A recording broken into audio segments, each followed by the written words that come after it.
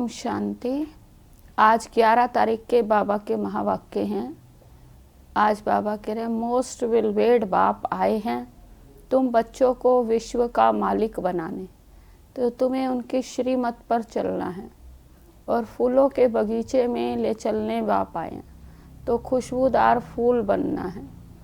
खुशबूदार फूल बनने के लिए अटेंशन देना, किसी को दुख नहीं देना और अपने सर्व संबंध परलौकिक बाप से ही जोड़ने हैं। फिर बाबा जादूगर भी है, रत्नागर भी है, सौदागर भी है। तो बाबा निर्विकारी दुनिया रचने आए हैं। तो उसकी जादूगरी इस समय हम देख रहे हैं कि बाबा की जादूगरी कौन सी है। वैसे तो दुनिया में भी जादूगर होते हैं। तो जादूगर क्या करते हैं, अपनी जादू से करामात दिखाते हैं। कोई पानी से में निकलता है तो कोई आग से निकलता है, लेकिन और भी कई कई चीज़ें जादूगरी से निकालते हैं। लेकिन शिव बाबा आके जो जादूगर आता है तो अपनी जादूगरी से हम बच्चों को मनुष्य से देवता, बेगर से प्रिंस बना देते हैं। निर्विकारी दुनिया की स्थापना कर देते हैं।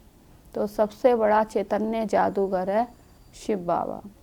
तो आज सार है मुरली का, मीठे बच्चे मोस्ट वेलवेड शिव बाबा आए हैं तुम बच्चों को विश्व का मालिक बनाने। तुम उनकी श्रीमत पर चलो। प्रश्न है, मनुष्य परमात्मा के बारे में कौन सी दो बातें एक दूसरे से भिन्न बोलते हैं? उत्तर है, एक और तो कहते हैं परमात्मा अखंड ज्योति है और दूसरी ओर कहते हैं वह तो नाम रूप से न्यारा है। यह दोनों बातें एक दूसरे से भिन्न हो जाती हैं। यथार्थ रूप से ना जानने के कारण ही पतित बनते जाते हैं। बाप जब आते हैं तो अपनी सही पहचान देते हैं। गीत है, मरना तेरी गली में, जीना तेरी गली में। ओम शांति। बच्चों ने गीत सुना, जब कोई मरते हैं तो बाप के पास जन्म लेंगे।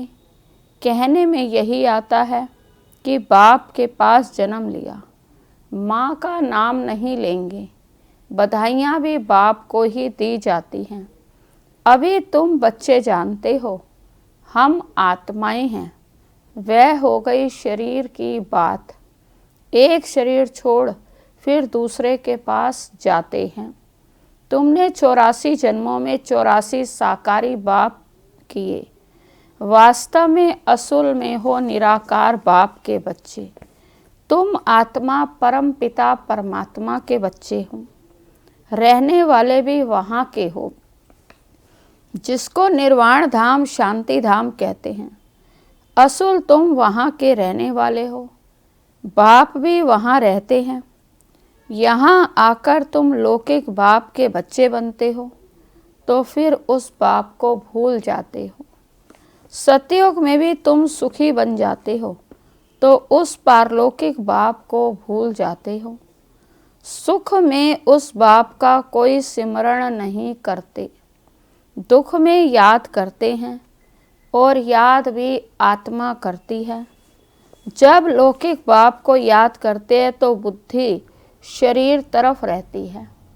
यह बाबा उनको याद करेंगे तो कहेंगे, ओ बाबा है दोनों बाबा। राइट अक्षर बाबा ही है।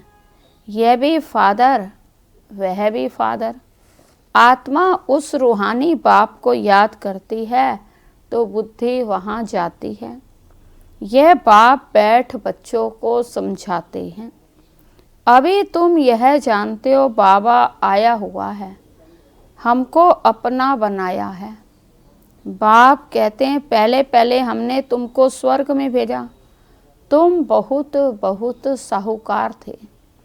फिर 84 जन्म ले ड्रामा प्लान अनुसार अभी तुम दुखी हुए हो।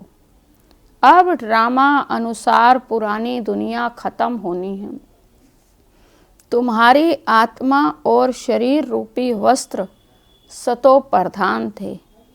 फिर गोल्डन एज से सिल्वर एज में आत्मा आई तो शरीर भी सिल्वर एज में आया, फिर कॉपर एज में आया। अभी तो तुम्हारी आत्मा बिल्कुल ही पतित हो गई है, तो शरीर भी पतित है। जैसे 14 कैरेट का सोना कोई पसंद नहीं करते हैं, काला पड़ जाता है, तुम भी अभी काले आयरन एज्ड बन गए हो। अब आत्मा और शरीर जो ऐसे काले बन गए हैं, तो फिर प्योर कैसे बने? आत्मा प्योर बने तो शरीर भी प्योर मिले। वह कैसे होगा? क्या गंगा स्नान करने से होगा? नहीं, पुकारते ही हैं, हे पतित पावन। यह आत्मा कहती है, बुद्धि परलौकिक बाप की तरफ चली जाती है। हे बाबा, देखो बाबा अक्षर ही कितना मीठा है। भारत में ही बाबा बाबा कहते हैं। अभी तुम आत्म अभिमानी बन बाप के बने हो।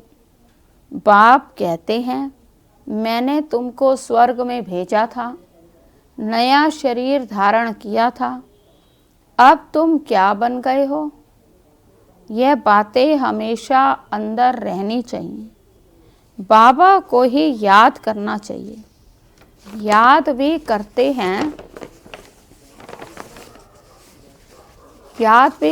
हैं ना। हे बाबा, हम आत्माएं पतित बन गई हैं, अब बाप आप आकर पावन बनाओ। ड्रामा में भी यह पार्ट है, तब तो बुलाते हैं। ड्रामा प्लान अनुसार आएंगे भी तब जब पुरानी दुनिया से नई बननी है, तो जरूर संगम पर ही आएंगे। तुम बच्चों को निश्चय है, बिलवेड मोस्ट बाबा है। कहते भी हैं, स्वीट स्वीटर स्वीटेस्ट। अब स्वीट कौन है? लौकिक संबंध में पहले है फादर जो जन्म देते हैं, फिर टीचर, वह अच्छा होता है, उससे पढ़कर मर्तबा पाते हो। Knowledge is source of income कहा जाता है ना। ज्ञान है नॉलेज, योग है याद। तो बेहद का बाप जिसने तुमको स्वर्ग का मालिक बनाया था, तो उनको तुम अभी भूल गए हो। शिव बाबा कैसे आया किसको भी पता नहीं। चित्रों में भी क्लियर दिखाया है ना कि ब्रह्मा द्वारा स्थापना शिव बाबा कराते हैं। कृष्ण कैसे राजयोग सिखाएगा? राजयोग सिखाते ही हैं सतयुग के लिए, तो जरूर संगम पर बाप ने ही सिखाया होगा। सतयुग की स्थापना करने वाला है बाबा। शिव बाबा इन द्वारा कराते हैं। करण करावन हार है, वो लोग त्रिमूर्ति ब्रह्मा कह देते। ऊंचते ऊंच शिव है ना। यह है साकार, वह है निराकार। सृष्टि भी यहाँ ही है। इस सृष्टि का चक्र है जो फिरता रहता है, रिपीट होता रहता है। तो सूक्ष्म वतन की सृष्टि का चक्र नहीं गाया जाता। वर्ल्ड की हिस्ट्री, ज्योग्राफी मनुष्य की रिपीट होती है। सूक्ष्म वतन में कोई चक्र आदि नहीं होता। गाते भी हैं वर्ल्ड की हिस्ट्री, ज्योग्राफी रिपीट, वह यहाँ की बात है। सतयुग त्रेता बीच में जरूर संगम युग चाहिए, नहीं तो कलयुग को सतयुग कौन बनाए। नरकवासियों को स्वर्गवासी बनाने बाप संगम पर आता है। ये तो highest authority God fatherly government है, साथ में धर्मराज भी है। आत्मा कहती है, मुझ निर्गुण हारे में कोई गुण नहीं। कोई भी देवता के मंदिर में जाएंगे तो उनके आगे ऐसे कहेंगे, तो कहना चाहिए बाप को, उनको छोड़ ब्रदर्स को आकर लगे हैं। ये देवताएं ब्रदर्स ठहरे, ब्रदर्स से तो कुछ भी मिलना नहीं है। भाइयों की पूजा करते करते नीचे गिरते आए हैं। अब बच्चे जानते हो बाबा आया है, उनसे हमको वर्षा मिलता है। बाप को ही नहीं जानते, सर्वव्यापी कह देते हैं। कोई फिर कहते अखंड ज्योति तत्व है, कोई कहते वह नाम रूप से न्यारा है। जब अखंड ज्योति स्वरूप है तो फिर नाम रूप से कैसे न्यारा होता है? तो बाप को ना जानने के कारण पतित तमो प्रधान बन गए। एक तरफ तो कहते हैं कि भगवान अखंड ज्योति है और एक तरफ कहते हैं नाम रूप से न्यारा है, तो दोनों बातें ठीक नहीं लगती, अपोजिट हो जाती। तो इसलिए बाबा कहते हैं तमो प्रधान बिल्कुल ही पतित बन गए हैं। तो बाप को ना जानने के कारण तमो प्रधान भी बनना ही है। फिर जब बाप आते हैं तब आकर सभी को सतो प्रधान बनाते हैं। आत्माएं निराकारी दुनिया में सब बाप के साथ रहती हैं, फिर यहाँ सतो रजो तमो में आकर पार्ट बजाती हैं। आत्मा ही बाप को याद करती है। बाप आते भी हैं, कहते भी हैं ब्रह्मा तन का आधार लेता हूँ, यह है भाग्यशाली रथ। बिगर आत्मा रथ थोड़ी ही होता है। अभी तुम बच्चों को समझाया है, यह है ज्ञान वर्षा, नॉलेज है। इससे क्या होता है? पतित दुनिया से पावन दुनिया बनती है। गंगा जमुना तो सतयुग में भी होते हैं। कहते हैं कृष्ण जमुना के कंठे पर खेल पाल करते हैं, ऐसी कोई बातें हैं नहीं। वह तो सतयुग का प्रिंस है। बहुत अच्छी रीति उनको संभाला जाता है, क्योंकि फूल है ना, फूल कितने अच्छे सुंदर होते हैं। फूल से सब आकर खुशबू लेते हैं, कांटों की थोड़ी ही खुशबू लेंगे। अभी तो यह है कांटों की दुनिया। कांटों के जंगल को बाप आकर गार्डन ऑफ फ्लावर बनाते हैं, तो इसलिए उनका नाम बबुल नाथ भी रख दिया। कांटों को बैठ फूल बनाते, इसलिए महिमा गाते हैं। कांटों को फूल बनाने वाले बाबा। अब तुम बच्चों का बाबा के साथ कितना लव होना चाहिए। वो लौकिक बाप तो तुमको गटर में डालते, और यह बाप 21 जन्मों के लिए तुमको गटर से निकाल पावन बनाते हैं। वो तुमको पतित बनाते, तब तो लौकिक बाप होते हुए भी पारलौकिक बाप को याद करते हैं, तो बाबा आके पावन बनाते हैं। इसलिए लौकिक बाप है तो भी परलौकिक बाप से ही सच्चा सुख मिलता है, उसको ही याद करते हैं। अभी तुम जानते हो आधा कल्प बाप को याद किया है। बाप आते भी जरूर हैं, शिव जयंती मनाते हैं। तुम जानते हो हम बेहद के बाप के बने हैं। अभी हमारा संबंध उनसे भी है तो लौकिक से भी है। परलौकिक बाप को याद करने से तुम पावन बनेंगे। आत्मा जानती है वह हमारा लौकिक और यह है परलौकिक बाप। भक्ति मार्ग में भी यह आत्मा जानती है। तब तो कहते हैं हे भगवान ओ गॉड फादर, अविनाशी फादर को याद करते हैं। वह बाप आकर हेवन स्थापन करते हैं। ये किसको भी पता नहीं है। शास्त्रों में तो युगों को भी बहुत लंबी चौड़ी आयु दे दी है। ये किसके ख्याल में नहीं आता कि बाप आते ही हैं पतितों को पावन बनाने, तो जरूर संगम पर ही आएंगे। कल्प की आयु लाखों वर्ष लिख मनुष्यों को बिल्कुल ही घोर अंधियारे में डाल दिया है। धक्के खाते रहते हैं बाप को पाने के लिए। कहते हैं जो बहुत भक्ति करते हैं तो भगवान मिलता है। सबसे जास्ती भक्ति करने वाले को जरूर पहले मिलना चाहिए। बाप ने हिसाब भी बताया है। सबसे पहले भक्ति तुम करते हो, तो तुमको ही पहले पहले भगवान द्वारा ये ज्ञान मिलता है। तो जो फिर तुम ही नई दुनिया में राज्य करो। बेहद का बाप तुम बच्चों को ज्ञान दे रहे हैं, इसमें तकलीफ की कोई बात ही नहीं है। बाप कहते हैं तुमने आधा कल्प याद किया, सुख में याद कोई करते ही नहीं। अंत में जब दुखी हो जाते हैं तब हम आकर तुमको सुखी बनाते हैं। तो बाप अभी तुम बाप के तुम बच्चे बड़े आदमी बनते हो।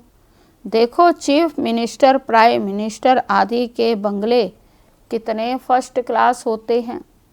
वहाँ फिर गाय आदि सारा फर्नीचर ऐसा फर्स्ट क्लास होगा। तुम तो कितने बड़े आदमी देवता बनते हो।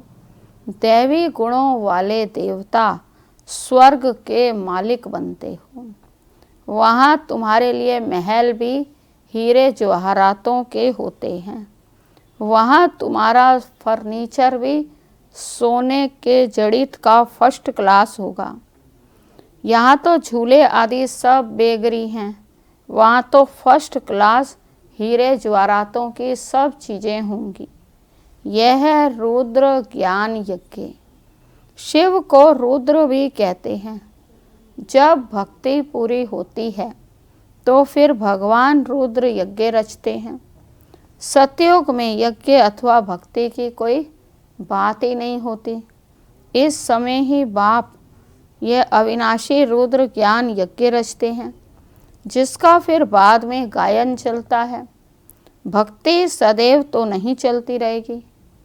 भक्ति और ज्ञान, भक्ति है रात और ज्ञान है दिन। बाप आकर दिन बनाते हैं। तो बच्चों का बाप के साथ कितना लव होना चाहिए। बाबा हमको विश्व का मालिक बनाते हैं। मोस्ट वेल बाबा है, उनसे ज़्यादा प्यारी वस्तु कोई हो ही ना सके। तो आधा कल्प से याद करते आए हो। बाबा आकर हमारे दुख हरो। अब बाबा आए हैं, समझाते हैं कि तुमको अपने ग्रस्त व्यवहार में तो रहना ही है। यहाँ बाबा पास कहाँ तक बैठेंगे। भाई गृहस्थ व्यवहार में तो रहना ही है, यहाँ भी बाबा के पास कहाँ तक बैठेंगे। बाप के साथ तो परम धाम में ही रह सकते हैं। यहाँ इतने सब बच्चे तो रह नहीं सकते। टीचर सवाल कैसे पूछेंगे, लाउड स्पीकर पर रिस्पॉन्ड कैसे दे सकेंगे।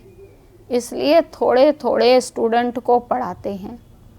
कॉलेज तो बहुत होते हैं, फिर सबके इम्तिहान होते हैं, लिस्ट निकलती है।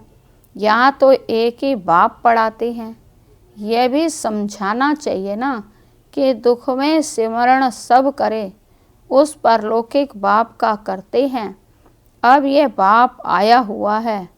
महाभारी महाभारत लड़ाई भी सामने खड़ी है। वह समझते हैं महाभारत लड़ाई में कृष्ण आया, यह तो हो ना सके। बेचारे मूंझे हुए हैं, फिर भी कृष्ण कृष्ण याद करते रहते हैं। अब मोस्ट विल वेड शिव भी है तो कृष्ण भी है, परंतु वह है निराकार, वह है साकार। निराकार बाप सब आत्माओं का बाप है दोनों मोस्ट विल वेड। कृष्ण भी विश्व का मालिक है ना। अभी तुम जज कर सकते हो, जास्ती प्यारा कौन। शिव बाबा ही तो ऐसा लायक बनाते हैं। कृष्ण क्या करते हैं, बाप ही तो उनको ऐसा बनाते हैं। तो गायन भी जास्ती उस बाप का होना चाहिए। शंकर का डांस दिखाते हैं, वास्तव में डांस आदि की तो कोई बात ही नहीं है। बाप ने समझाया है तुम सब पार्वतियाँ हो। ये शिव अमरनाथ तुमको कथा सुना रहे हैं। वह है वॉइसलेस वर्ल्ड। विकार की बात ही नहीं। बाप विकारी दुनिया थोड़ी रचेंगे। विकार में ही दुख है। मनुष्य हठयोग आदि बहुत सीखते हैं, गुफाओं में जाकर बैठते हैं, आग से भी चले जाते हैं, रिद्धि सिद्धि भी बहुत है, जादूगरी से बहुत चीज़ों को भी निकालते हैं। तो भगवान को भी जादूगर, रत्नागर, सौदागर कहते हैं। तो जरूर चैतन्य है ना, कहते भी हैं मैं आता हूँ, जादूगर हूँ, मनुष्य को देवता, बेगर से प्रिंस बनाते हैं। ऐसा जादू कभी देखा नहीं होगा। तो ये है सबसे बड़े जादूगर की जादूगरी, जो हमको मनुष्य से देवता, बेगर से प्रिंस बना देते हैं।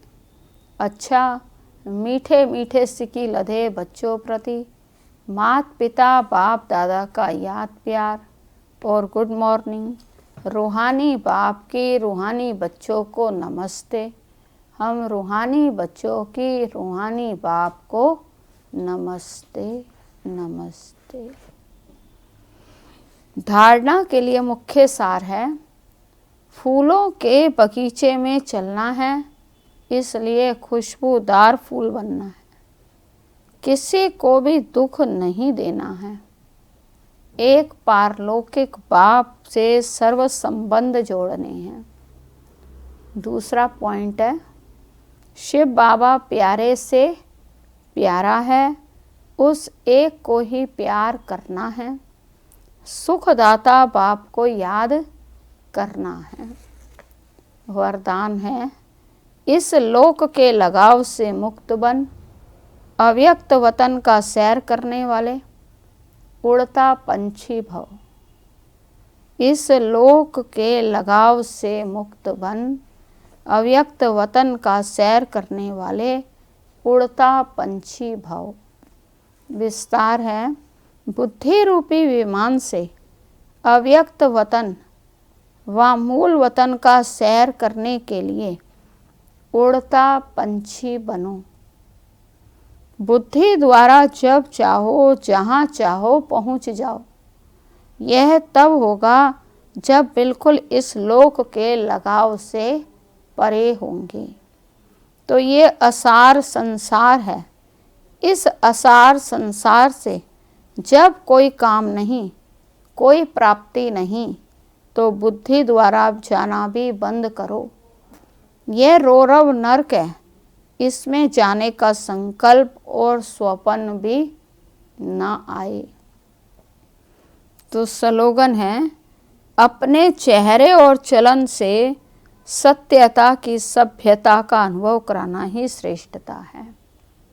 अपने चेहरे और चलन से सत्यता की सभ्यता का अनुभव कराना ही श्रेष्ठता है। तो सत्यता की सभ्यता का अनुभव कब होता है?